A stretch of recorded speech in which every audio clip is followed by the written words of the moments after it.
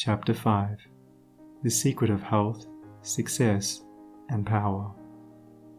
We all remember with what intense delight, as children, we listened to the never-tiring fairy tale. How eagerly we followed the fluctuating fortunes of the good boy or girl, ever protected in the hour of crisis from the evil machinations of the scheming witch, the cruel giant, or the wicked king. And our little hearts never faltered for the fate of the hero or heroine, nor did we doubt their ultimate triumph over all their enemies, for we knew that the fairies were infallible, and that they would never desert those who had consecrated themselves to the good and the true.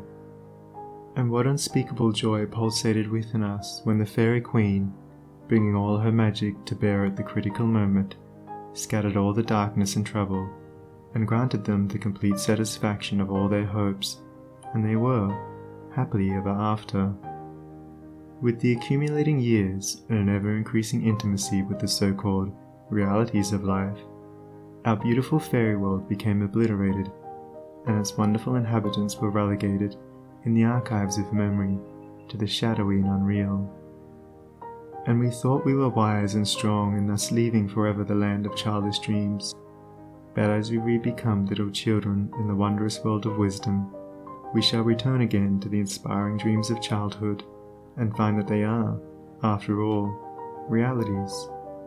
The fairy folk, so small and nearly always invisible, yet possessed of an all-conquering and magical power, who bestow upon the good health, wealth, and happiness, along with all the gifts of nature in lavish profusion, start again into reality and become immortalized in the soul realm of him who, by growth in wisdom, has entered into a knowledge of the power of thought and the laws which govern the inner world of being.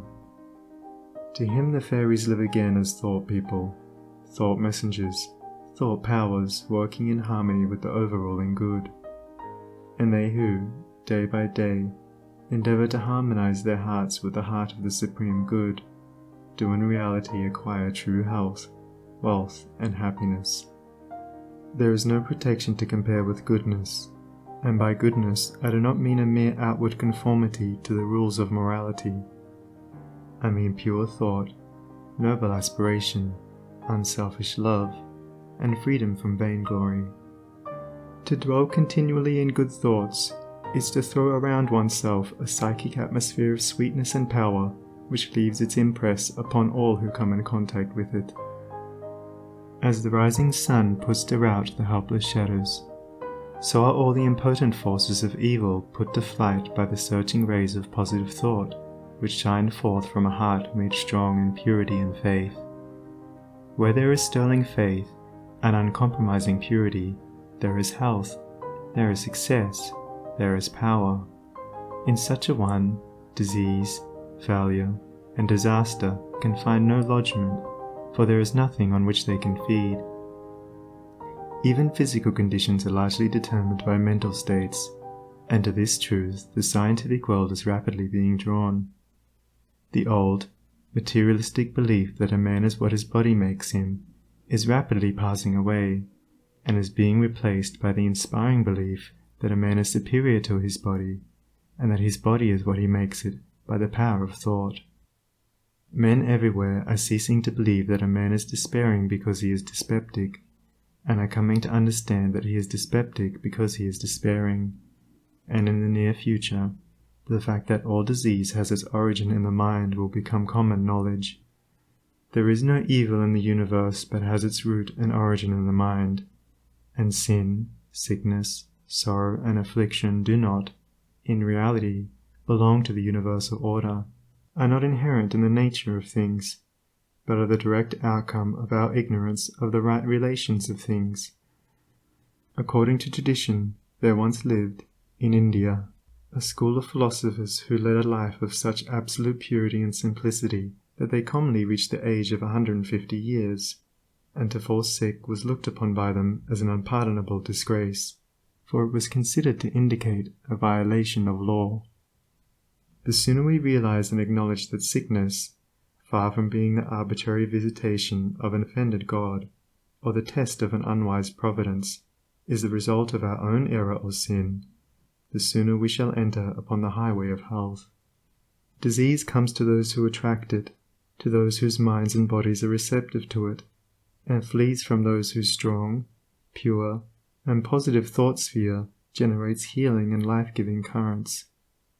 If you are given to anger, worry, jealousy, greed, or any other inharmonious state of mind and expect perfect physical health, you are expecting the impossible, for you are continually sowing the seeds of disease in your mind. Such conditions of mind are carefully shunned by the wise man, for he knows them to be far more dangerous than a bad drain or an infected house. If you would be free from all physical aches and pains, and would enjoy perfect physical harmony, then put your mind in order and harmonize your thoughts. Think joyful thoughts, think loving thoughts. Let the elixir of goodwill course through your veins, and you'll need no other medicine. Put away your jealousies, your suspicions, your worries, your hatreds, your selfish indulgences, and you'll put away your dyspepsia, your biliousness, your nervousness and aching joints. If you will persist in clinging to these debilitating and demoralizing habits of mind, then do not complain when your body is laid low with sickness. The following story illustrates the close relation that exists between habits of mind and bodily conditions. A certain man was afflicted with a painful disease, and he tried one physician after another, but all to no purpose. He then visited towns which were famous for their curative waters, and after having bathed in them all, his disease was more painful than ever. One night he dreamed that a presence came to him and said, "Brother, hast thou tried all means of cure?" And he replied, "I have tried all." "Nay," said the presence, "come with me, and I will show thee a healing bath which has escaped thy notice." The afflicted man followed, and the presence led him to a clear pool of water, and said, "Plunge thyself in this water, and thou shalt surely recover," and thereupon vanished. The man plunged into the water, and on coming out, lo! his disease had left him, and at the same moment he saw written above the pool the word, "Renounce." Upon waking, the full meaning of his dream flashed across his mind, and looking within he discovered that he had, all along, been a victim to a sinful indulgence, and he vowed that he would renounce it forever. He carried out his vow, and from that day his affliction began to leave him, and in a short time he was completely restored to health. Many people complain that they have broken down through overwork. In the majority of such cases, the breakdown is more frequently the result of foolishly wasted energy. If you would secure health, you must learn to work without friction. To become anxious or excited, or to worry over needless details, is to invite a breakdown. Work, whether of brain or body, is beneficial and health-giving, and the man who can work with a steady and calm persistency, freed from all anxiety and worry, and with his mind utterly oblivious to all but the work he has in hand, will not only accomplish far more than the man who is always hurried and anxious, but he will retain his health, a boon which the other quickly forfeits. True health and true success go together, for they are inseparably intertwined in the thought realm. As mental harmony produces bodily health, so it also leads to a harmonious sequence in the actual working out of one's plans. Order your thoughts and you will order your life. Pour the oil of tranquility upon the turbulent waters of the passions and prejudices, and the tempests of misfortune, howsoever they may threaten, will be powerless to wreck the bark of your soul as it threads its way across the ocean of life. And if that bark be piloted by a cheerful and never-failing faith, its course will be doubly sure, and many perils will pass it by which would otherwise attack it. By the power of faith, every enduring work is accomplished. Faith in the Supreme, faith in the overruling law, faith in your work, and in your power to accomplish that work. Here is the rock upon which you must build if you would achieve, if you would stand and not fall. To follow, under all circumstances, the highest promptings within you, to be always true to the divine self, to rely upon the inward light, the inward voice, and to pursue your purpose with a fearless and restful heart, believing that the future will yield unto you the meed of every thought and effort, knowing that the laws of the universe can never fail, and that your own will come back to you with mathematical exactitude. This is faith, and the living of faith. By the power of such a faith, the dark waters of uncertainty are divided, every mountain of difficulty crumbles away, and the believing soul passes on unharmed.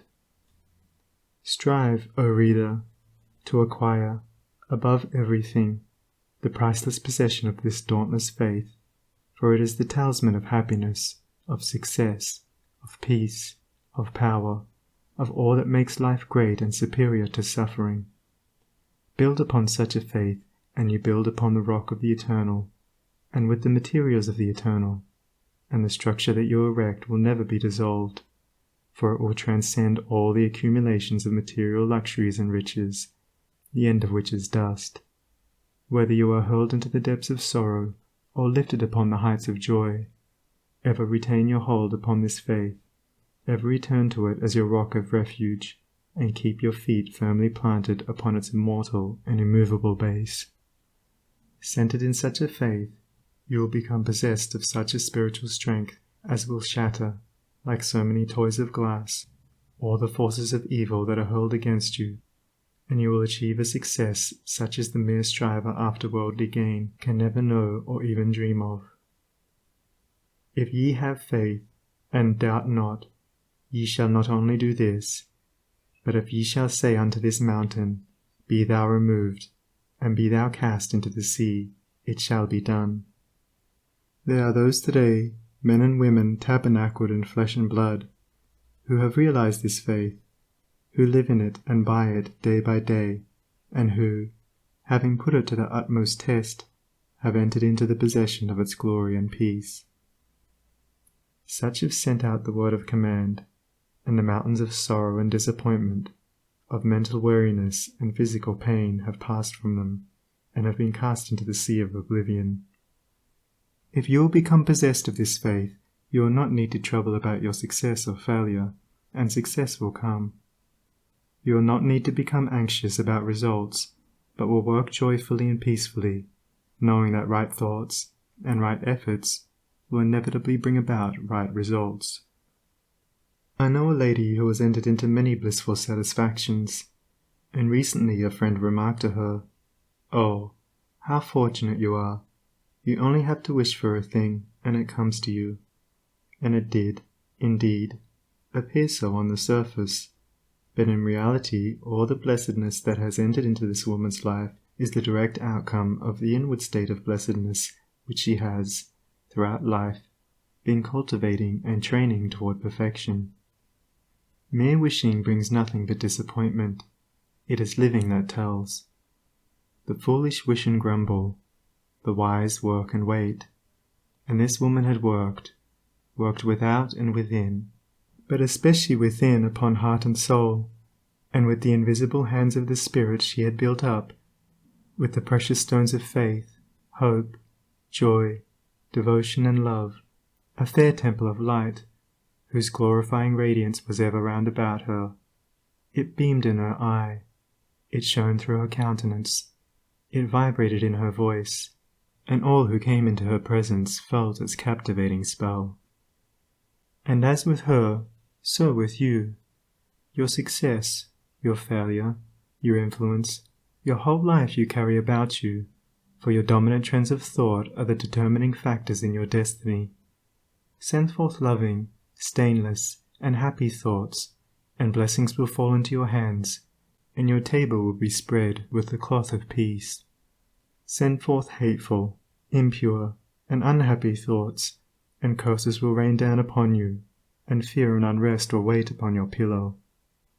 You are the unconditional maker of your fate, be that fate what it may. Every moment you are sending forth from you the influences which make or mar your life. Let your heart grow large and loving and unselfish, and great and lasting will be your influence and success, even though you make little money. Confine it within the narrow limits of self-interest, and even though you become a millionaire, your influence and success at the final reckoning will be found to be utterly insignificant. Cultivate, then, this pure and unselfish spirit, and combine with purity and faith, singleness of purpose, and you are evolving from within the elements, not only of abounding health and enduring success, but of greatness and power. If your present position is distasteful to you, and your heart is not in your work, nevertheless perform your duties with scrupulous diligence, and whilst resting your mind in the idea that the better position and greater opportunities are waiting for you, ever keep an active mental outlook for budding possibilities, so that when the critical moment arrives and the new channel presents itself, you will step into it with your mind fully prepared for the undertaking, and with that intelligence and foresight which is born of mental discipline. Whatever your task may be, concentrate your whole mind upon it. Throw into it all the energy of which you are capable.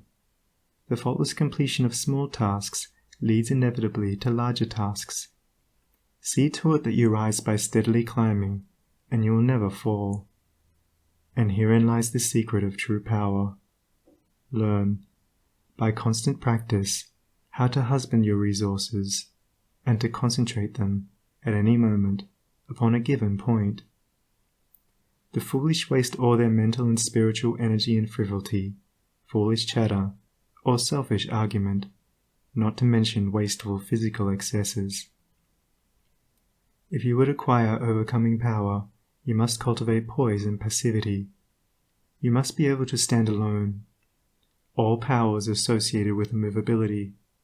The mountain, the massive rock, the storm-tried oak, all speak to us of power, because of their combined solitary grandeur and defiant fixity, while the shifting sand, the yielding twig, and the waving reed speak to us of weakness, because they are movable and non-resistant, and are utterly useless when detached from their fellows. He is the man of power who, when all of his fellows are swayed by some emotion or passion, remains calm and unmoved. He only is fitted to command and control who has succeeded in commanding and controlling himself. The hysterical, the fearful, the thoughtless and frivolous, let such seek company, or they will fall for lack of support. But the calm, the fearless, the thoughtful, and let such seek the solitude of the forest, the desert, and the mountain top, and to their power more power will be added, and they will more and more successfully stem the psychic currents and whirlpools which engulf mankind. Passion is not power, it is the abuse of power, the dispersion of power. Passion is like a furious storm which beats fiercely and wildly upon the embattled rock, whilst power is like the rock itself, which remains silent and unmoved through it all.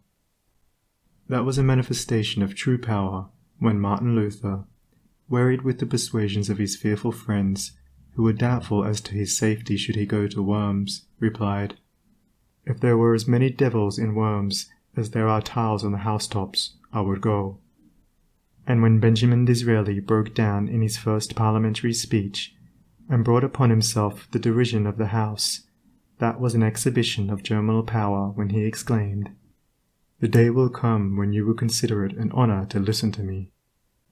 When that young man, whom I knew, passing through continual reverses and misfortunes, was mocked by his friends and told to desist from further effort, and he replied, "The time is not far distant when you will marvel at my good fortune and success," he showed that he was possessed of that silent and irresistible power which is taking him over innumerable difficulties, and crowned his life with success.